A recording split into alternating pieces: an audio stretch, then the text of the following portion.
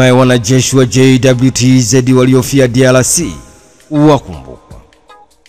Kikosi cha 11 cha Tanzania kinachohudumu katika nchi za Jamhuri ya Kidemokrasia ya Kongo chini ya mwamvuli wa MONUSCO kimeungana na walinda amani wengine kuadhimisha siku ya walinda amani duniani. Kauli mbiu mwaka huu ikiwa ni mustakabali wa ulinzi wa amani.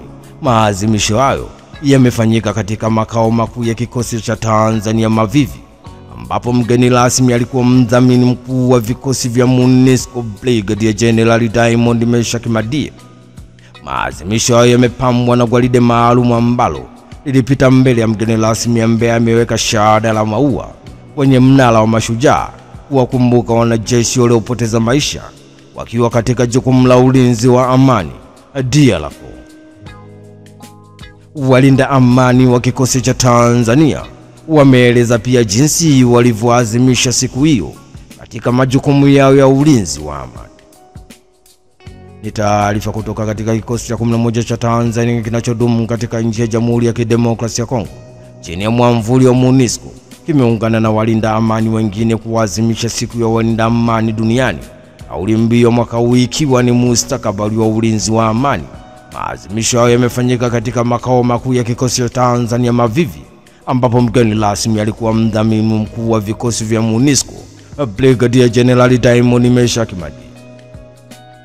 Kesi ya Tundu Lissu yaahirishwa hadi Juni 16 mwaka 2025. Kesi inayomkabili mwenyekiti wa Chama cha Demokrasia na Maendeleo Chadema Bara Tundu Antipas Lissu imeahirishwa hadi Juni 16 mwaka 2025 katika mahakama ya hakimu mkazi Kisutu, huku mahakama hiyo ikimpa onyo kali Tundu Antipas Lissu kutamka maneno bila ruhusa ukumbini. Hakimu mkazi mkuu Franco Kiswaga ametoa uamuzi huo wakati shauri hilo lilipotajwa, ambapo upande wa jamhuri uliwasilishwa na jopo la mawakili wakiongozwa na Nasolo Katuga, huku utetezi ukiwakilishwa na Mpale Mpoki. Katika maelekezo yake, Hakimu Kiswaga alisema hakuna ubishi kuwa mshtakiwa alitamka maneno ya no reform no election akiwa mahakamani. Kauli ile utafsiriwa na upande wa jamhuri kuwa ni kuzalau mahakama mara tu mahakama inapokaa inakuwa kamili kwa mujibu wa kifungu cha 6C. Hivyo hakuna aliyepaswa kuongea bila ruhusa na mshtakiwa hakupaswa kutoa kauli hiyo, alisema Hakimu Kiswaga.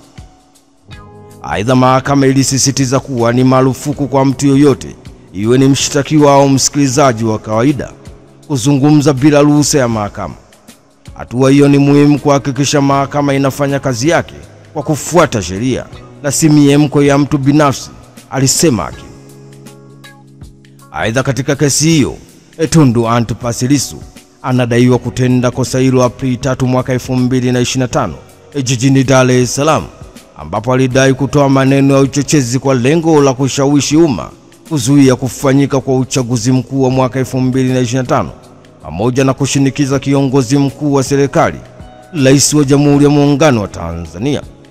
Ni taarifa kutoka jijini Dar es Salaam. Hatimaye kesi inayomkabili mwenyekiti wa Chama cha Demokrasia na Maendeleo Chadema Bara Tundu Antipas Lissu imeahirishwa hadi Juni 16 mwaka 2025 katika mahakama ya hakimu mkazi Kisutu, huku mahakama ikimpa onyo kali Tundu Antipas Lissu kutamka maneno bila ruhusa ukumbini.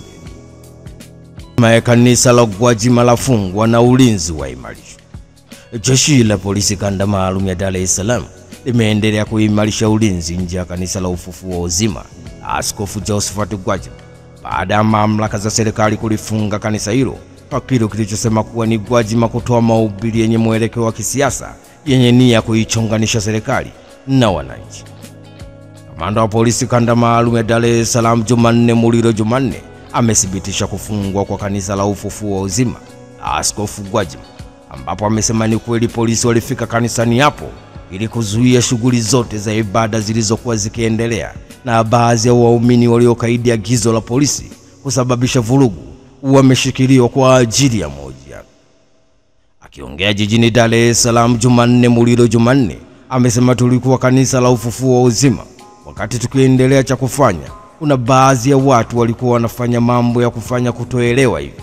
Ilibidi tuachukue na tuende nao kuongea nao vizuri, tujue kweli walikuwa hawaelewi kilichokuwa kinafanywa na maafisa wa jeshi la polisi au walikuwa wanaleta fujo.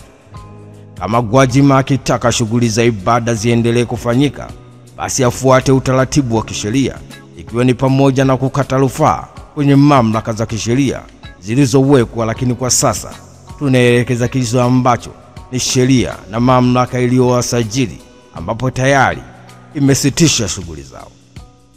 Ni taarifa kutoka jijini Dar es Salaam. Hatimaye jeshi la polisi kanda maalum ya Dar es Salaam limeendelea kuimarisha ulinzi nje ya kanisa la Ufufuo wa Uzima wa Askofu Gwajima baada ya mamlaka za serikali kulifunga kanisa hilo kwa kile walichosema kuwa Gwajima kutoa mahubiri yenye mwelekeo wa kisiasa yenye nia ya kuichonganisha serikali na wananchi. Tundu Lissu arudishwa gerezani huko. Mahakama ya hakimu mkazi Kisutu imeshindwa kuwasikiliza mashahidi 15 katika kesi ya kuchapisha taarifa za uongo inayomkabili mwenyekiti wa Chama cha Demokrasia na Maendeleo Chadema Bara Tundu Antipas Lissu baada ya jamhuri kufungua maombi kuhusu mashahidi.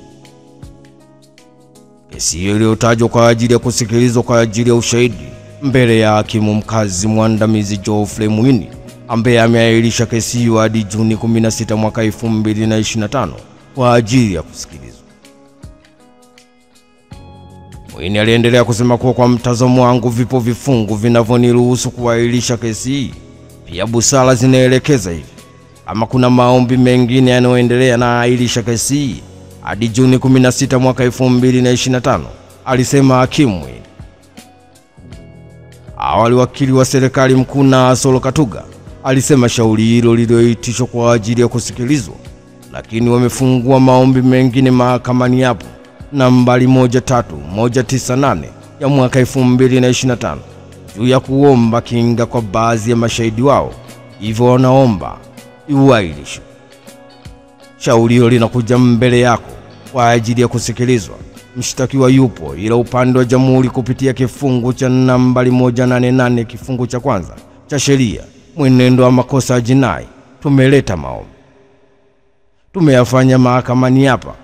Utataja majina na mazingira ya kesi, mwenendo wa sheria ambapo yanaweza kuathiri mwenendo wa shauri.